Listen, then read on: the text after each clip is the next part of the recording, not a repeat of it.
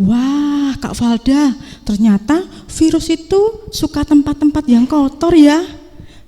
Makanya itu adik-adik, kalau kalian keluar rumah, jangan lupa pakai masker dan rajin-rajin untuk mencuci tangan ya. Iya, betul tuh Kak Retno. Nah, adik-adik, kita harus selalu menjaga kebersihan, apalagi kita di tempat kota yang sangat berpolusi, seperti asap rokok dan juga asap kendaraan-kendaraan yang bisa membuat kita jadi sakit. Ya kan Kak Retno? Iya Kak, jadi kita harus suka menjaga kebersihan ya. Adik-adik, sekarang Kak Retno dan Kak Valda lagi di pedesaan. Wah, lihat udaranya bersih dan juga Kak Valda dengar nggak? Ada juga kicauan burung ya, yang menyambut pagi yang indah ini ya. Ya, kita harus bersyukur kepada Tuhan Yesus, ya kan Kak Valda? Iya, betul sekali Kak Retno. Nah, adik-adik, kita harus bersyukur kepada Tuhan karena Tuhan begitu mengasihi kita dan menyayangi kita sehingga kita bisa menikmati alam semesta ini dan kita bisa menghirup udara yang segar di pedesaan ini. Iya Kak Valda. Yuk sekarang kita mau mengajak adik-adik semua untuk memuji Tuhan. Yuk Kak, yuk. Ya, kita mau menyapa dulu adik-adik semua yang ada di rumah ya. Shalom. Halo adik-adik. Ya, selamat pagi. Ya, bertemu kembali dengan Kak Retno Dan Kak Valda. dan juga Kak Agung. Di situ. Ya, hari ini kita sungguh bersyukur karena kita boleh bersama-sama kembali untuk memuji dan memuliakan nama Tuhan. Ya, sebelum kita mulai ibadah kita pada pagi hari ini, kita mau berdoa dulu ya. Kita mau berterima kasih atas segala berkat dan kebaikan Tuhan Yesus. Kak Valda yang akan mimpin kita dalam doa. Nah, kita berdoa dulu ya adik-adik. Lipat tangannya, tutup matanya. Kakak Valda yang bawa kita berdoa. Tuhan, terima kasih Engkau begitu baik dalam kehidupan kami. Tuhan, pada saat ini kami akan memuji dan mengagungkan nama-Mu. Tuhan memberkati supaya semuanya hanya untuk kemuliaan nama-Mu. Terima kasih Tuhan Yesus, kami berdoa dan mengucap syukur. Amin. Iya, yuk sekarang Kak Retno ajak adik-adik semua untuk bangkit berdiri. Kita mau bersama-sama memuji dan memuliakan nama Tuhan. Pelangi kasih, biarlah kita senantiasa bersuka cita di dalam Tuhan Yesus. Yuk, sama-sama ya.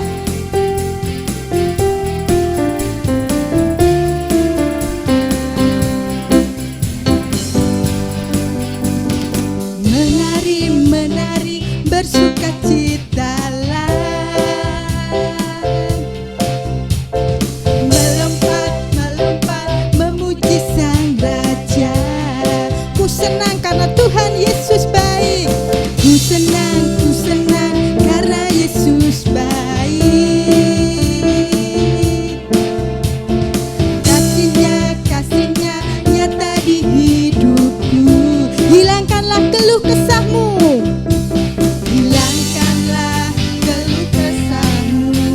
Puji namanya. Hilangkanlah isak tangismu. Hilangkanlah isak tangismu. Sukacita. Hidupku bagai pelangi kasih.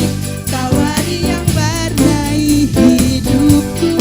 Damai Allah terpancar melariku bagi semua orang. Hidupku bagai pelangi kasih. Tawari yang warnai hidupku. Damai Allah terpancar melariku bagi semua orang.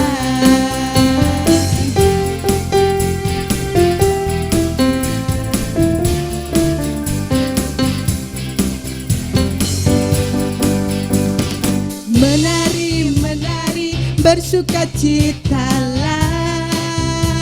Melompat, memuji Sang Raja.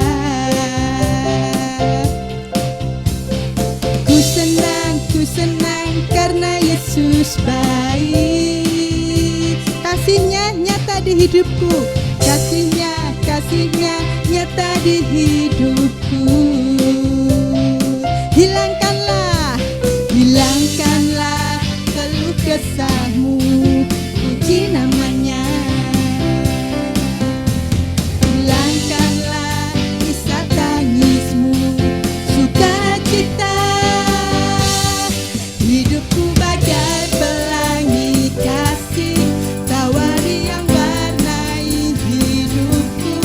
Damai Allah terpancar melaluiku bagi semua orang. Hidupku bagai pelangi kasih, tawari yang warnai hidupku. Damai Allah terpancar melaluiku bagi semua orang. Hidupku bagai pelangi kasih, tawari yang warnai hidupku. Damai Allah terpancar melaluiku bagi semua orang. Hidupku bagai pelangi kasih, tawari yang warnai hidupku. Damai Allah terpancar melaluiku bagi semua orang. Damai Allah terpancar melaluiku bagi semua orang. Ya, sungguh besar kasih setia Tuhan dan betapa dalamnya kebaikan Tuhan.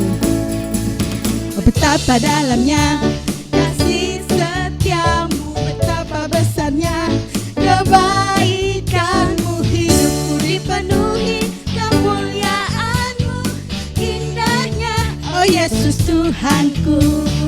Betapa dalamnya kasih setiamu, betapa besarnya kebaikanmu. Hidupku dipenuhi kemuliaanmu, indahnya oh Yesus Tuhanku. Sempurnalah kehidupanku sejak kau hadir dalam hatiku. Kau perhatikanku setiap waktu.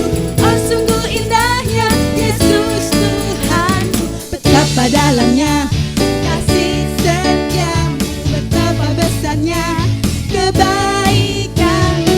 Hidupku dipenuhi kemuliaanmu, indahnya oh Yesus Tuhanku.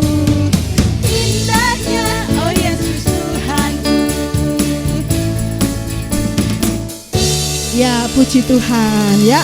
Sungguh besar dan betapa dalamnya kasih setia Tuhan Yesus bagi kita.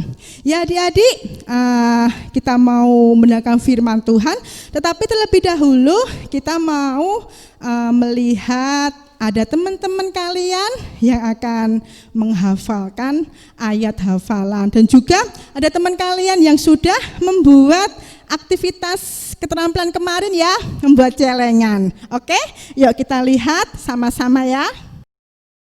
8 ayat 28, kita tahu bahwa sekarang Allah turut bekerja dalam segala sesuatu untuk mendatangkan kebaikan bagi mereka yang mengasihi Dia, yaitu bagi mereka yang terpanggil sesuai dengan rencana Allah.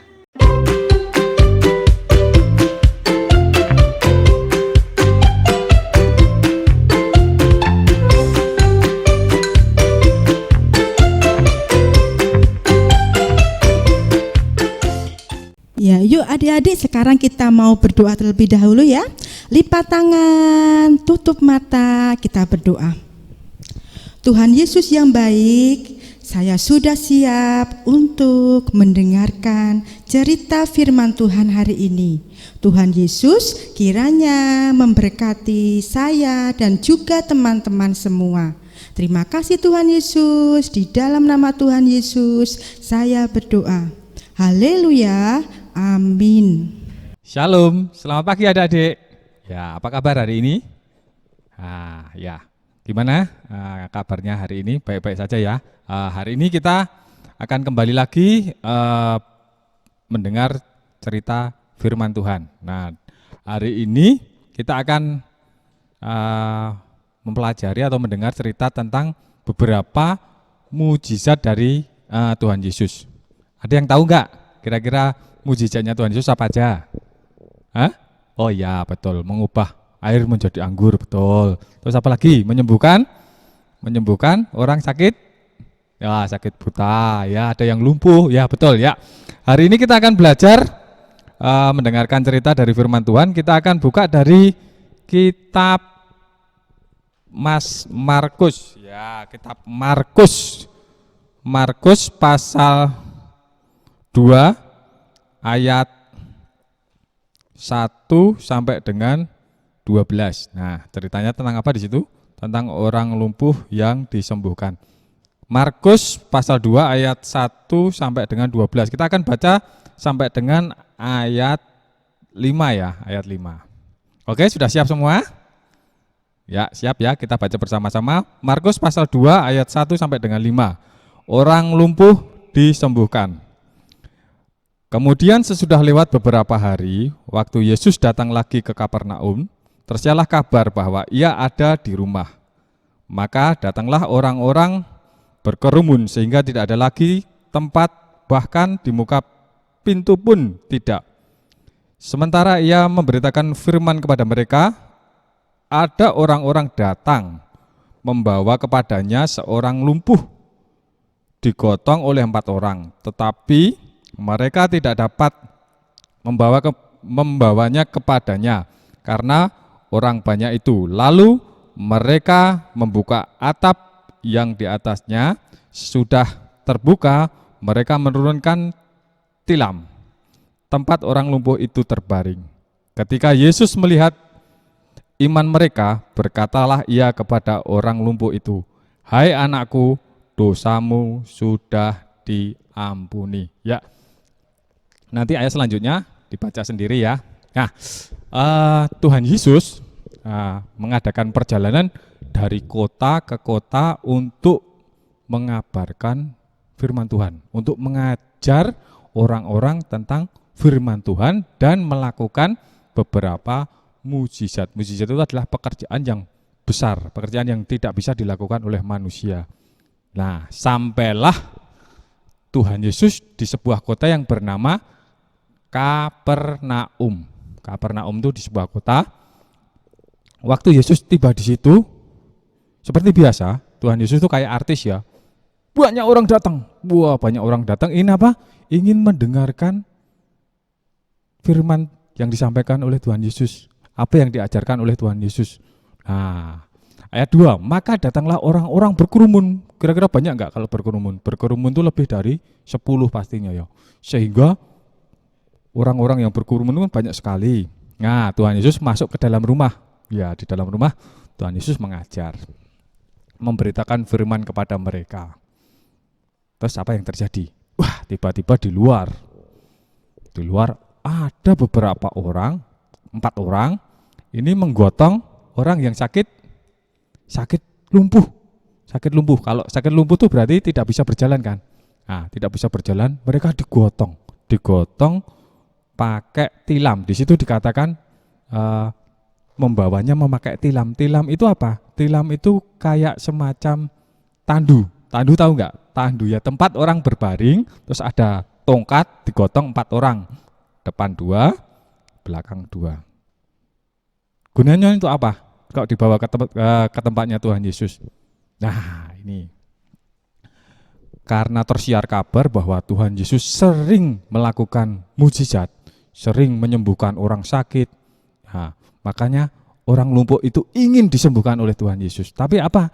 Karena dia tidak punya kursi roda. Zaman dahulu nggak ada kursi roda ya, nggak ada mobil, adanya cuman keledai sama onta. Akhirnya teman orang lumpuh ini berinisiatif untuk menggotong mereka. Berat nggak? Berat. Apalagi yang digotong gemuk ya. Wah, berat banget ya. Enggak, ini orang lumpuhnya digotong 4 orang. Kira-kira temannya ini sangat baik ya? Iya, sangat baik kepada orang lumpuh ini. Digotonglah. Yuk kita ke Kapernaum supaya kamu disembuhkan. Wah, orang lumpuh semangat, yang 4 orang tadi juga semangat. Wah. Ketika sampai di sana dilihatnya, kok banyak banget, banyak sekali. Waduh, banyak sekali orang. Bagaimana cara kita masuknya? Di depan pintu penuh dengan orang, di dalam apalagi. Waduh, ada yang tahu bagaimana caranya? Ayo, ada yang tahu? Caranya yaitu menghilang. Oh enggak ya, enggak bisa menghilang. Enggak bisa menghilang lagi kita. Caranya mereka berpikir bagaimana cara supaya orang lumpuh ini dapat dijamah oleh Tuhan, disembuhkan oleh Tuhan. Ya, muncullah ide. Wah, keempat orang ini berinisiatif untuk membawa si lumpuh ini naik kemana? Ayat 4, tetapi mereka tidak dapat membawanya kepada Tuhan Yesus karena orang banyak. Lalu mereka membuka atap di atasnya. Nah, kalau rumah di sana itu atapnya enggak seperti kita ya, atapnya dari genting itu enggak. Mereka rumahnya kotak-kotak seperti gambar di belakang ini, rumahnya kotak-kotak. Mereka naik ke atap. Nah, yang jadi pertanyaan begini. Pertama, kalau orang lumpuhnya takut ketinggian gimana? Enggak jadi sembuh ya? Iya, kalau yang bawa juga takut. Wah, naik ke atap sendirian aja susah ya, apalagi naik ke atap bawa orang lumpuh, ya kan? Bawa orang lumpuh berat kan? Wah, kenapa mereka mau? Kenapa mereka berempat dan orang lumpuh itu mau? Karena satu, mereka percaya bahwa Tuhan Yesus berkuasa menyembuhkan. Ya, menyembuhkan siapa? Menyembuhkan yang sakit tadi. Dengan semangatnya nekat ini. Mereka naik, naik ke atap. Dilihat posisi Tuhan Yesus di mana ya? Di sini. Lalu dibukalah atap. Atapnya dibuka. Kira-kira dibuka kecil apa gede? Dibuka gede ya. Dibuka besar. Terus orang lumpuhnya diturunin pakai tali. Kira-kira kalau jadi orang lumpuh gimana? Takut ya? Nanti kalau tiba mak delbok, tambah sakit ya. Diturunin pelan-pelan. Apa yang terjadi? Ayat 5. Ketika Yesus melihat iman mereka, berkatalah kepada orang lumpuh itu. Yesus kaget. Ada orang dari turun, orang lumpuh itu. Maka Tuhan Yesus berkata, "Hai anakku, dosamu sudah diampuni." Apa artinya itu? Dosamu sudah diampuni. Berarti sudah sembuh belum? Di situ ada ahli Taurat yang mendengar bahwa Tuhan Yesus mengatakan dosamu sudah diampuni. Ahli Tauratnya berpikir ayat 6. Tetapi di situ ada juga duduk beberapa ahli Taurat. Mereka berpikir dalam hatinya, mengapa orang ini, Tuhan Yesus, berkata begitu? Ini menghujat Allah ini. Tidak bisa. Siapa yang dapat mengampuni dosa selain daripada Allah sendiri? Ini orang ini bahaya. Ahli Taurat berpikir begitu, tapi dalam hati. Tetapi apa yang terjadi? Tuhan Yesus tahu hati mereka. Ayat 8. Tetapi Yesus segera mengetahui dalam hatinya bahwa mereka berpikir demikian. Lalu ia berkata kepada mereka, "Mengapa kamu berpikir begitu dalam hatimu?" Ahli Taurat kaget ya. Kok tahu ya? Kok tahu apa yang saya pikirkan tentang Tuhan Yesus ya? Ayat 9. Manakah yang lebih mudah mengatakan kepada orang lumpuh ini, dosamu sudah diampuni, atau mengatakan bangunlah dan angkatlah tilammu dan berjalanlah? Kaget ini orang ahli Taurat. Luar biasa ini orang. Kok tahu ya pikiran kita ya? Jangan-jangan ini siapa ini? Masih tanda tanya. Karena ahli Taurat itu adalah sekelompok orang yang membenci siapa? Membenci Tuhan Yesus. Ayat 10.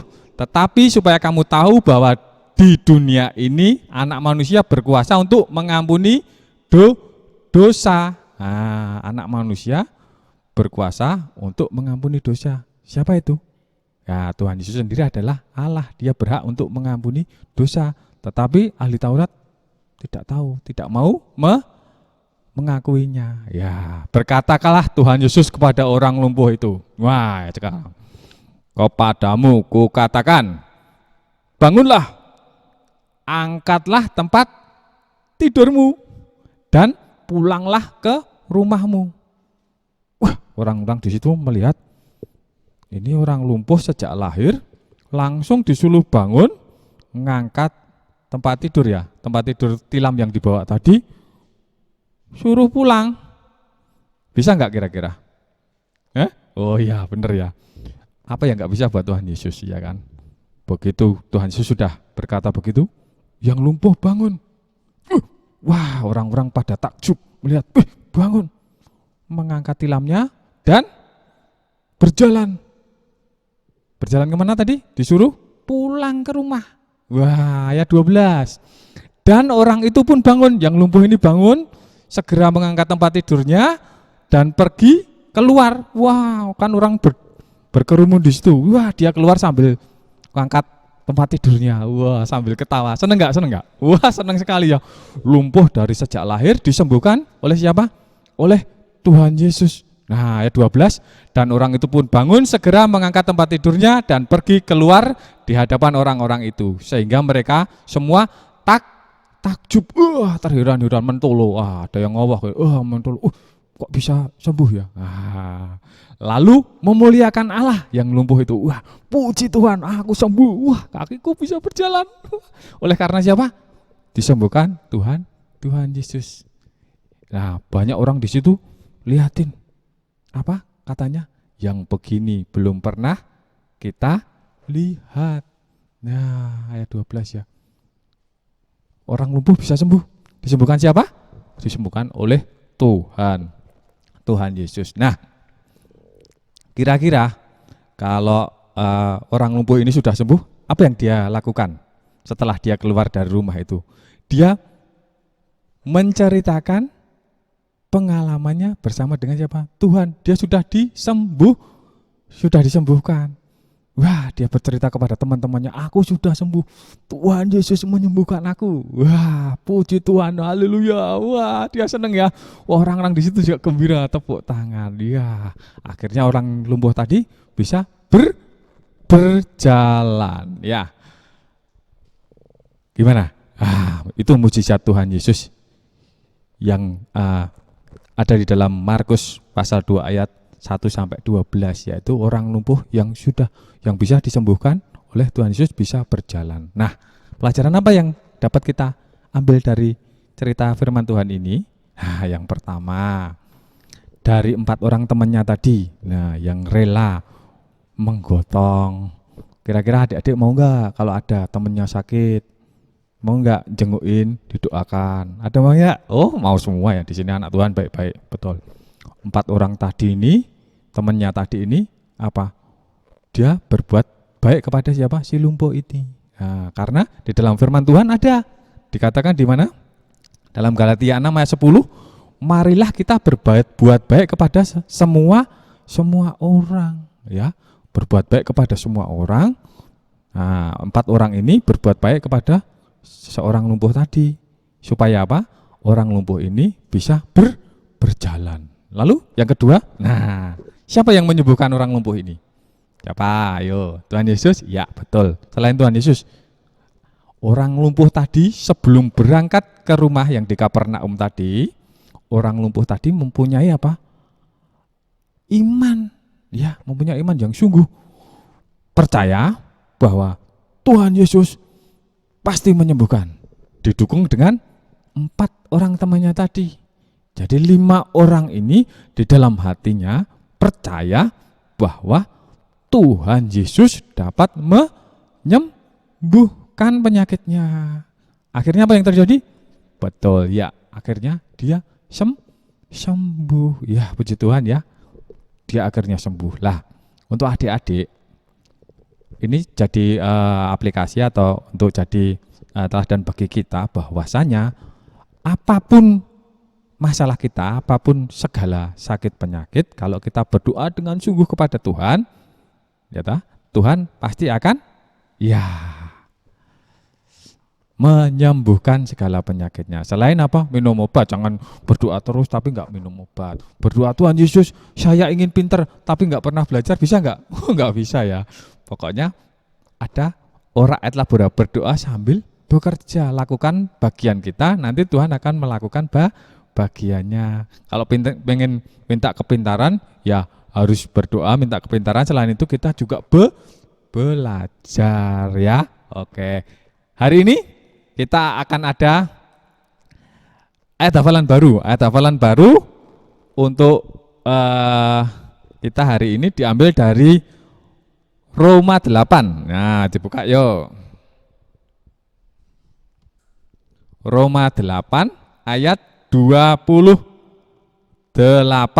Ya, sudah ketemu? Roma 8 ayat 28. Sudah tahu? Ketemu ya? Oke. Siap, kita akan baca bersama-sama. 1, 2, 3. Kita tahu sekarang bahwa Allah turut bekerja dalam segala sesuatu untuk mendatangkan kebaikan bagi mereka yang mengasihi Dia, yaitu bagi mereka yang terpanggil sesuai dengan rencana Allah. Ya. Kita ulangi ya. Hafalkan pelan-pelan. Roma 8 ayat 28.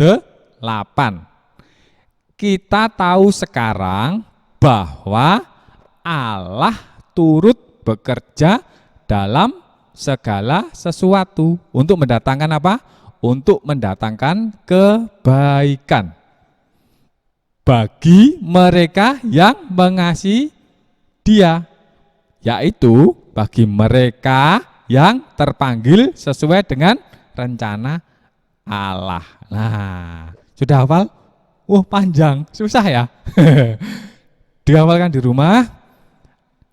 Hari minggu depan siapa yang mau menghafal seperti biasa ya, di videoin, nanti dikirim ke gereja supaya bisa ditayangkan kalau adik-adik hafal. Sekali lagi ya, Roma 8 ayat 28 ditandai di Alkitab kita. Kalau ada Alkitab dikasih garis ya, atau enggak dilingkari. Roma 8 ayat 8. Dihafalkan, nanti dibantu dengan Bapak Ibu di rumah ya, yang bisa membantu adik-adiknya menghafalkan. Memang agak panjang dikit sih. Oke, cerita firman Tuhan sampai di sini. Kita akan berdoa bersama-sama untuk firman Tuhan ini. Mari kita berdoa. Terima kasih Tuhan Yesus atas cerita firman Tuhan yang telah kami dengar bersama. Bahwasanya Tuhan mempunyai kuasa untuk menyembuhkan semua penyakit seperti halnya orang lumpuh ini. Tuhan Yesus sudah menjamah dan Tuhan Yesus sudah menyembuhkan. Terima kasih juga atas firman Tuhan, di mana kami boleh dapat belajar dari orang lumpuh ini, bagaimana iman dia kepada Tuhan sungguh sangat kuat Tuhan, sehingga dia yakin bahwasanya setiap segala sakit penyakit akan disembuhkan oleh Tuhan. Terima kasih juga, kami berdoa juga untuk anak-anak-Mu. Tuhan akan menolong, memberkati setiap kegiatan mereka satu persatu di dalam di rumah, kegiatan untuk belajar online Tuhan. Kiranya Tuhan akan menolong mereka, memberkati mereka supaya boleh dapat melaksanakan kegiatan belajar mengajar dengan baik. Tuhan juga kami berdoa buat orang tua yang di rumah, supaya boleh dapat membimbing mereka senantiasa untuk senantiasa taat kepada Tuhan Yesus. Terima kasih Tuhan Yesus atas firman-Mu. Kami menyambut firman-Mu hanya di dalam nama Tuhan Yesus. Kami berdoa dan mengucap syukur. Amin. Ya, ibadah hari ini selesai. Tetap jaga kesehatan, pakai masker ya. Jangan lupa cuci tangan. Kalau keluar-keluar harus pakai masker ya. Ibadah kita selesai. Tuhan Yesus memberkati. Dadah.